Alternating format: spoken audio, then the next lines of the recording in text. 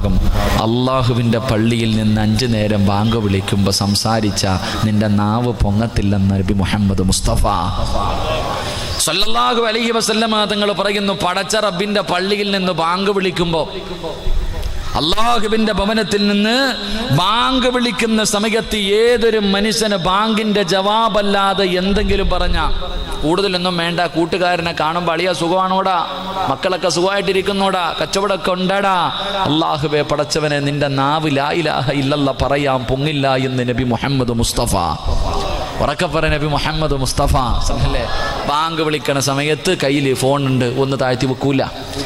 അള്ളാന്റെ പള്ളിയിൽ നിന്ന് ബാങ്ക് വിളിക്കണ സമയത്തൊന്നും മിണ്ടാതിരിക്കാൻ പള്ളിക്കകത്ത്, അള്ളാന്റെ പള്ളിക്കകത്തിരുന്ന് സംസാരിക്കും, ഹൗലിന്റെ കരകിലിരുന്ന് സംസാരിക്കും, കമ്മിറ്റി ഓഫീസിന്റെ അകത്തിരുന്നിട്ട് സംസാരിക്കും. ബാങ്ക് വിളിക്കുന്ന സമയം നിന്റെ ആക്കിബത്ത് മോശമാണെന്ന് നബി മുഹമ്മദ് മുസ്തഫ സല്ലല്ലാഹു അലൈഹി വസല്ലം നിസാരമാണെന്ന് കരുതിയോ അപ്പ?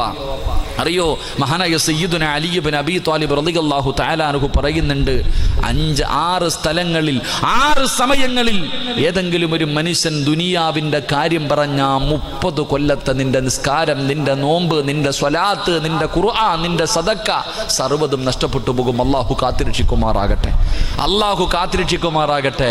32 ഞാൻ ഒരൊറ്റ പ്രാവശ്യം സംസാരിച്ച 6 സമയങ്ങളിൽ ഒരു സമയം ഞാൻ സംസാരിച്ച എൻ്റെ ജീവിതകാലം മുഴുവനും ഞാൻ ചെയ്തത് പോയി കിട്ടും. അള്ളാഹു കാത്തിരക്ഷിക്കുമാറാകട്ടെ.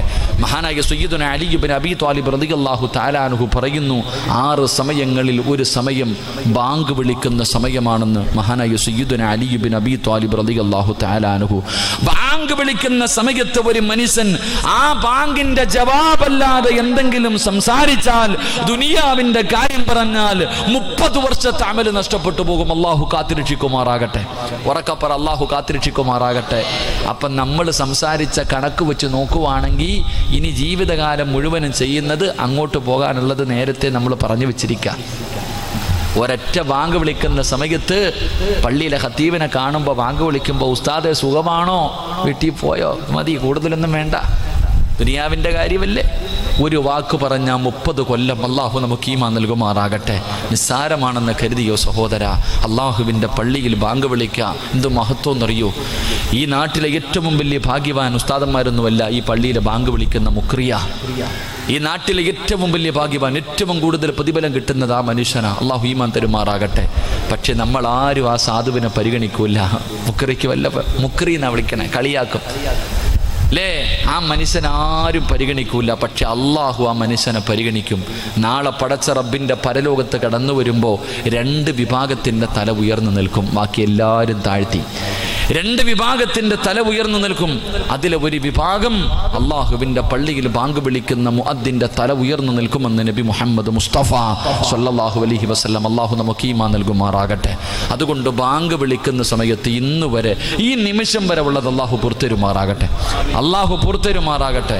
എൻ്റെ പ്രിയപ്പെട്ടവരെ, ഇനിയുള്ള കാര്യം സൂക്ഷിച്ചോ, ആക്കിബത്ത് മോശമാകുന്ന കാര്യമാണ്. കൊച്ചു കുട്ടികൾക്ക് അറിയാം, മദ്രസയിൽ പഠിക്കുമ്പോൾ തന്നെ പഠിക്കുന്ന ഒരു അറിവാണ്. ബാങ്ക് വിളിക്കുന്ന സമയത്ത് സംസാരിക്കുന്നവന് ലാ ഇലാഹ ഇല്ലല്ലാഹ് പറയാൻ കഴിയില്ല. അള്ളാഹു നമ്മളെ കാത്തിരക്ഷിക്കുമാറാകട്ടെ. ഒരു 5 മിനിറ്റ് അങ്ങ് മിണ്ടാതിരിക്കുക. ആ മുസ്ലിമീങ്ങൾ തന്നെ പ്രസംഗിച്ചുകൊണ്ടിരിക്കുമ്പോൾ ബാങ്ക് വിളിച്ചാൽ നിർത്തും. നമ്മൾ നിർത്തൂല, അപ്പോഴും കവലിയ പ്രസംഗമാണ്. അള്ളാഹിൻ്റെ പള്ളിയിൽ ബാങ്ക് വിളിക്കുന്ന സമയത്ത് അമുസ്ലിമീങ്ങൾ വരെ, ചില അമുസ്ലിമീങ്ങൾ വരെ, നമ്മളൊക്കെ വലിയ കൊലകൊമ്പൻ ഭീകരമെന്ന് വിളിക്കുന്നവന്മാർ വരെ, വയല് പറയുന്നവന്മാർ പോലും ബാങ്ക് വിളിക്കുമ്പോൾ ചിലപ്പോൾ നിർത്തും. അത് എന്തിനാണെന്ന് എനിക്കറിയില്ല, ദുനിയാവിനോ ആഖിറത്തിനോ അതൊന്നും എനിക്കറിയില്ല. പക്ഷെ അവർ വരെ ബാഹുവിനെ ബഹുമാനിക്കും. പക്ഷെ നമ്മുടെ കൗമ് അപ്പോഴും കവലയിൽ നിന്ന് വയല് പറയും. അള്ളാഹു കാത്തിരക്ഷിക്കുമാറാകട്ടെ. അതുകൊണ്ട് എൻ്റെ പ്രിയമുള്ള സഹോദരങ്ങളെ, അൽഹംദുലില്ലാ, അള്ളാഹുവിൻ്റെ വിശുദ്ധമായ ഇൽമ് ഖുർആൻ പഠിക്കുന്ന 100 വിദ്യാർത്ഥികൾ ഈ പള്ളിയിലുണ്ട്.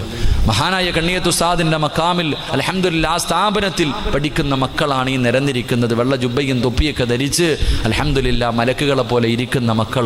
അതാണ് ഈ നാടിൻ്റെ ഏറ്റവും വലിയ അനുഗ്രഹം. ഈ നാടിൻ്റെ വെളിച്ചം ആ സ്ഥാപനമാണ്. അള്ളാഹു ഖിയാമത്ത് നാൾ വരെ നിലനിർത്തി കൊടുക്കുമാറാകട്ടെ.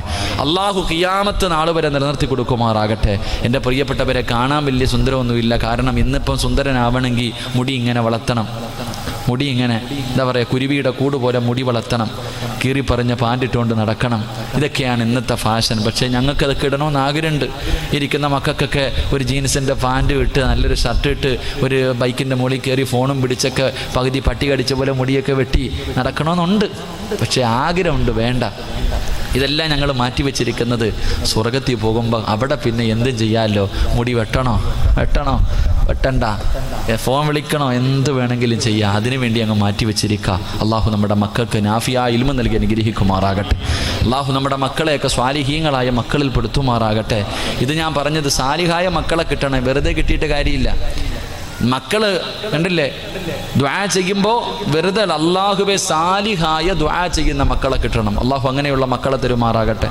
സാലിഹായ മക്കളെന്ന് പറഞ്ഞാൽ നമ്മുടെ മക്കളുണ്ട്, കണ്ടിട്ടില്ലേ, നിസ്കരിക്കും, നോമ്പ് പിടിക്കും, സദക്ക കൊടുക്കും, വഅദ് പറയും, വഅദ് കേൾക്കും, എല്ലാ കാര്യവും ചെയ്യും. പക്ഷെ വാപ്പാനെ പള്ളിക്കുഴി കൊണ്ട് കുഴിച്ചിട്ട് ആ പരിസരത്തോട്ട് പോകത്തില്ല. അങ്ങനെയുള്ളവനെ കിട്ടിയിട്ട് വല്ല കാര്യമുണ്ടോ? പറ മനുഷ്യന്മാരെ, വല്ല കാര്യമുണ്ടോ? കാര്യമില്ല. കുഴിച്ചിട്ടിട്ട് ഖബറിൻ്റെ അടുക്ക് നിന്ന് ദുആ ചെയ്യുന്നവനെയാണ് നമുക്ക് വേണ്ടത്. അള്ളാഹു അങ്ങനെയുള്ള മക്കൾ പെടുത്തുമാറാകട്ടെ.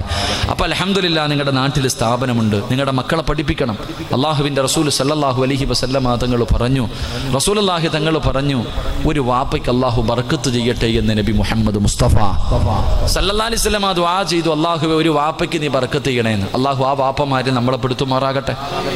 അള്ളാഹു പെടുത്തുമാറാകട്ടെ. അള്ളാഹുവിൻ്റെ റസൂല് ബർക്കത്തിന് വേണ്ടി ദുആ ചെയ്ത പിതാക്കന്മാരിൽ നമ്മളെ പെടുത്തുമാറാകട്ടെ. ഏത് പിതാവിനാണ് നബി ദുആ ചെയ്തത്? ഏത് പിതാവിനാണ് ബർക്കത്തുണ്ടാകട്ടെ എന്ന് നബി ദുആ ചെയ്തത്? തൻ്റെ മക്കളെ നേരെയാക്കാൻ, തൻ്റെ മക്കളെ നന്നാക്കാൻ വീട്ടിലൊരു വടി വെട്ടി വെച്ചിട്ടുണ്ടോ? ആ വാപ്പയ്ക്കാണെന്ന് നബി മുഹമ്മദ് മുസ്തഫ. മക്കളെ നന്നാക്കുന്നതിന് വേണ്ടി വീട്ടിൽ ഒരു വടി ആരെങ്കിലും വെച്ചിട്ടുണ്ടെങ്കിൽ ആ വാപ്പയ്ക്ക് അള്ളാഹു ബർക്കത്ത് ചെയ്യുമെന്ന് നബി മുഹമ്മദ് മുസ്തഫ.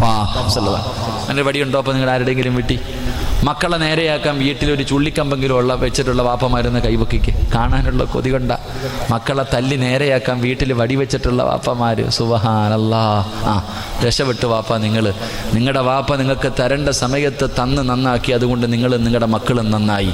പക്ഷെ നമ്മൾ കൊടുക്കേണ്ട സമയത്ത് കൊടുക്കാത്തത് കൊണ്ട് നീ വയലിനും മോൻ കടത്തിണ്ണയിൽ ഇരിക്കുന്നുണ്ട്. അള്ളാഹു കാത്തിരക്ഷിക്കുമാറാകട്ടെ. അല്ലേ മനുഷ്യ, അള്ളാഹിൻ്റെ റസൂൽ സല്ലല്ലാഹു അലൈഹി വസല്ലം തങ്ങളല്ലേ പറഞ്ഞ്. അതുകൊണ്ട് ബർക്കത്ത് വേണമെങ്കിൽ പോകുമ്പോൾ നിന്റെ പറമ്പിൽ നിന്ന് ഒരു ചുള്ളിക്കമ്പ് പിടിച്ചോ. വല്ലവൻ്റെ പറമ്പിൽ നിന്ന് എടുക്കണ്ട, പൈസ കൊടുത്തും മേടിക്കണ്ട. നിന്റെ പറമ്പിൽ നിന്ന് ഒരു ചെറിയ കമ്പൊടിച്ച് നിന്റെ വീടിൻ്റെ അകത്ത് കൊണ്ടുപോയി അള്ളാഹു ബർക്കത്ത് ചെയ്യുമെന്ന് നബി മുഹമ്മദ് മുസ്തഫ സല്ലല്ലാഹു അലൈഹി വസല്ലം. കൊണ്ടുവച്ചൂടെ? വേണമെങ്കിൽ വെച്ചാൽ മതി, എനിക്ക് നിർബന്ധമൊന്നുമില്ല. നിങ്ങൾക്ക് ബർക്കത്ത് കിട്ടിയിട്ട് എനിക്ക് നേട്ടമൊന്നും ഇല്ലല്ലോ. നിനക്ക് വേണമെങ്കിൽ നീ ചെയ്യും, അള്ളാഹു ബർക്കത്ത് ചെയ്യുമാറാകട്ടെ. എൻ്റെ പ്രിയപ്പെട്ടവർ, അതുകൊണ്ട് ഖുർആൻ പഠിക്കുന്ന മക്കളോട്, നാഫിയാ ഇൽമ പഠിക്കുന്ന മക്കളോട്, മക്കളെ ഉസ്താദന്മാർ തല്ലും, തല്ലുകൊള്ളുക. അതന്നെ, തല്ലിയാലേ ഇൽമ പഠിക്കത്തുള്ളൂ. തല്ലുകൊണ്ടാലേ പലരും വിടാത്ത എന്താ, അള്ളാഹു ഉസ്താദന്മാരെങ്ങാനും തല്ലിക്കഴിഞ്ഞാൽ പിന്നെ ബദർ ഉഹദ് ഹന്തക്കൊക്കെ നടത്തണേ. സഹോദര, ഖുർആൻ പഠിക്കണമെങ്കിൽ തല്ലിയേ പറ്റൂ, തല്ലിയാലേ ഖുർആൻ പഠിക്കത്തുള്ളൂ. അള്ളാഹു ഈമാൻ തരുമാറാകട്ടെ. തെളിവ് വേണോ?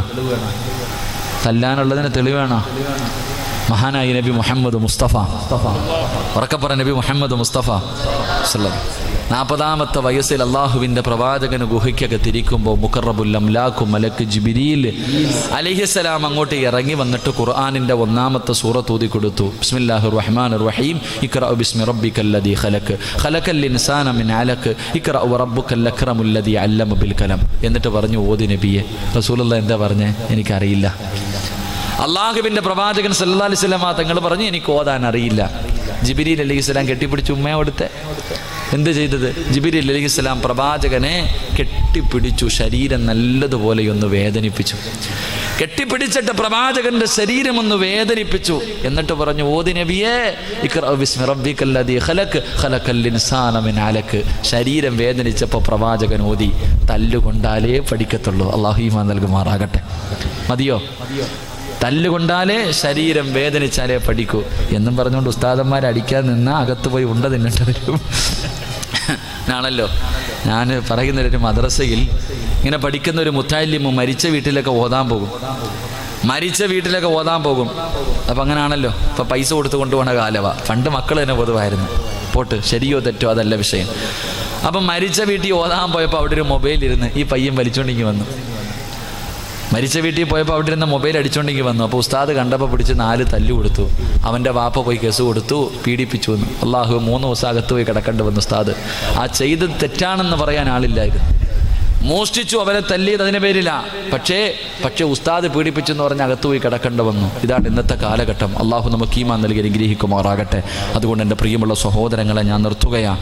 അള്ളാഹുവിൻ്റെ വിശുദ്ധമായ ഖുർആൻ പഠിക്കുന്ന, ദീനിൻ്റെ കാര്യങ്ങൾ പഠിക്കുന്ന 100 വിദ്യാർത്ഥികൾ ഈ സദസ്സിലുണ്ട്. 100 വിദ്യാർത്ഥികളാണ് ഈ സ്ഥാപനത്തിൽ പഠിക്കുന്നത്. അവർക്ക് നാടുണ്ട്, വീടുണ്ട്, എല്ലാമുണ്ട്. എന്നിട്ടും അതെല്ലാം കളഞ്ഞിട്ട് നാടും വീടും മാതാപിതാക്കളെയും ഉപേക്ഷിച്ചിട്ട് നിങ്ങളിൽ പലർക്കും ഒരു ദിവസം പോലും നിങ്ങളുടെ മക്കളെ പിരിഞ്ഞിരിക്കാൻ കഴിയില്ല. നമ്മളിൽ പലർക്കും ഒരു ദിവസം പോലും നമ്മുടെ മക്കളെ പിരിഞ്ഞിരിക്കാൻ കഴിയില്ല. എന്നിട്ടും ഇവരുടെ മാതാപിതാക്കൾ ഈ മക്കളെ, ഇവർക്ക് ഉമ്മാനെ കാണണമെന്ന് വലിയ മോഹമുണ്ട്, പാപ്പാൻ്റെ കൂടെ നടക്കണമെന്ന് ആഗ്രഹമുണ്ട്, വീട്ടിൽ കൂടെ പിറപ്പിൻ്റെ കൂടെ കളിക്കണമെന്ന് ആഗ്രഹമുണ്ട്. പക്ഷെ അതെല്ലാം മാറ്റിവെച്ചിട്ട് അവർ ഈ നാട്ടിലേക്ക് ഇവിടെ പഠിക്കാൻ വന്നത് അവർക്ക് അല്ലാഹുവേ സ്വർഗത്തിൽ പോകണമെന്നുള്ള മോഹം കൊണ്ട്, അവർക്ക് രക്ഷപ്പെടണമെന്നുള്ള ആഗ്രഹം കൊണ്ടാ. ആ പാവപ്പെട്ട മക്കൾ നിങ്ങളുടെ നാട്ടിലേക്ക് പഠിക്കാൻ വന്നിരിക്കുക. ആ മക്കളെ ബഹുമാനിക്കുക, സ്നേഹിക്കുക, ആദരിക്കുക. അവർക്ക് വേണ്ടത് മുഴുവനും ചെയ്തു കൊടുക്കേണ്ട ബാധ്യത ഈ നാട്ടുകാർക്കുണ്ട്. അള്ളാഹു നമുക്ക് ഈമാൻ നൽകി അനുഗ്രഹിക്കുമാറാകട്ടെ. എൻ്റെ പ്രിയമുള്ളവരെ, മഹാനായ നബി മുഹമ്മദ് മുസ്തഫ, ഉറക്കെ ഞാൻ നിർത്തുകയാണ്, നബി മുഹമ്മദ് മുസ്തഫ സ്വല്ലല്ലാഹു അലൈഹി വസല്ലമ തങ്ങൾ പറഞ്ഞു, അള്ളാഹുവിൻ്റെ വിശുദ്ധമായ ഖുർആൻ പഠിക്കുന്ന മക്കൾ അവരെ മണ്ണ് തിന്നാറില്ല. അള്ളാഹുവിൻ്റെ ഖുർആൻ പഠിച്ച മക്കളെ കൊണ്ട് ഖബറിൻ്റെ അകത്ത് വെച്ചാൽ അവനെ മണ്ണ് തിന്നില്ല. അള്ളാഹു നമുക്ക് ഈമാൻ നൽകുമാറാകട്ടെ. തിന്നുവോ? ഖുർആൻ പഠിച്ച മക്കളെ മണ്ണ് തിന്നുവോ? പറമനുഷ്യന്മാരെ മണ്ണ് തിന്നോ? നിങ്ങൾക്ക് പറയാം മടി എന്തേ? മണ്ണ് തിന്നോ? കണ്ണിയത്ത് ഉസ്താദിൻ്റെ ഖബറിൻ്റെ അകത്ത് പോയി നോക്കിയാൽ മണ്ണ് തിന്നോ? തിന്നൂല്ല. നീ തിന്നോ എന്ന് പറഞ്ഞാൽ നിന്നെ തിന്നും, അദ്ദേഹം മഹാനവർ തിന്നൂല്ല. അപ്പൊ അള്ളാഹുവിൻ്റെ ഇൽമു പഠിക്കുന്ന, ഖുർആൻ പഠിക്കുന്ന, അള്ളാഹു ഇഷ്ടപ്പെട്ട കാലിൽ ഇൽമു നൂറുല്ലാഹി അക്ക് നൂറുല്ലാഹി ലാ യുഅ്താലിയാസി ഇരിക്കണ മക്കൾ അള്ളാഹ് ഇഷ്ടപ്പെട്ടവരാ. അള്ളാഹ് ഇഷ്ടപ്പെടാത്തവർക്ക്, കള്ളു കുടിക്കനും പെണ്ണ് പിടിക്കനും മോശക്കാരനും അള്ളാഹു ഇൽമു കൊടുക്കൂല. അള്ളാഹു ഇഷ്ടപ്പെട്ടവർക്ക് അള്ളാഹ് ഇൽമു കൊടുക്കൂ. അപ്പൊ ഇൽമു പഠിക്കുന്ന 100 വിദ്യാർത്ഥികൾ ഈ നാട്ടിലുണ്ട്, ഈ മദ്രസയിലുണ്ട്. എൻ്റെ പ്രിയപ്പെട്ടവർ, അവർ മണ്ണ് തിന്നാത്ത വിഭാഗത്തിൽപ്പെട്ടവരാ. അള്ളാഹു നമുക്ക് ഈമാൻ നൽകി അനുഗ്രഹിക്കുമാറാകട്ടെ. അതുകൊണ്ട് ഇൻഷാ അല്ലാഹ് 100 വിദ്യാർത്ഥികളല്ലേ സാർ? 80 കുട്ടികൾ, ഒരു കുട്ടി 80ഓളം വിദ്യാർത്ഥികൾ അല്ലേപ്പാ? ഹാഫിളീങ്ങൾ ആരെങ്കിലും ഉണ്ടോപ്പാ? 80 വിദ്യാർത്ഥികൾ, ഹാഫിളീങ്ങളൊക്കെ ഉണ്ടല്ലേ? ഖുർആൻ പഠിക്കുന്നവരൊക്കെ ഇല്ലേ മക്കളെ? ഹിഫ്ള് പഠിക്കുന്നവരുണ്ടോ? ഇൻഷാ അല്ലാഹ് അല്ലാഹു നിങ്ങളെയൊക്കെ ഹാഫിളീങ്ങളാക്കി തരുമാറാകട്ടെ. അപ്പോൾ 80 വിദ്യാർത്ഥികൾ ഇവിടെ പഠിക്കുന്നുണ്ട്. എൻ്റെ പ്രിയപ്പെട്ട സഹോദരങ്ങളെ, ഈ 80 മക്കൾ ഇവരെ മണ്ണ് തിന്നാത്ത വിഭാഗമാണ്. ഇവരുടെ പ്രതിഫലറിയോ? ഇവന്മാരാരെങ്കിലും ഇവിടുത്തെ പള്ളിക്കാട്ടി ചുമ്മാതെ ഒന്ന് പോയാൽ മതി. ഇരിക്കണ മുത്തല്ലിമീങ്ങൾ ആരെങ്കിലും ചുമ്മാതെ പള്ളിക്കാട്ടിൽ ഇറങ്ങിപ്പോയ ഖബറാളികളുടെ ശിക്ഷ അള്ളാഹു നിർത്തിവെക്കുമെന്ന് നബി മുഹമ്മദ് മുസ്തഫ. ഈ മക്കൾ ചുമ്മാതെ ഒന്ന് പള്ളിക്കാട്ടി പോയാൽ ഇവൻ പോയതിൻ്റെ ബർക്കത്ത് കൊണ്ട് ഖബറാളികളുടെ ശിക്ഷ അള്ളാഹു നിർത്തിവെക്കും. അപ്പം അത്രയ്ക്കും അള്ളാഹു ബഹുമാനിക്കുന്ന വിഭാഗമായി 80 മക്കൾ അള്ളാഹുബെ ഇവരെ മണ്ണ് തിന്നാതെ കിടക്കും. നിങ്ങൾക്കാർക്കെങ്കിലും ഈ 80 മക്കളെ ഒരു മോനെ, ഉസ്താദ് എൻ്റെ മോൻ, എൻ്റെ വളർത്തു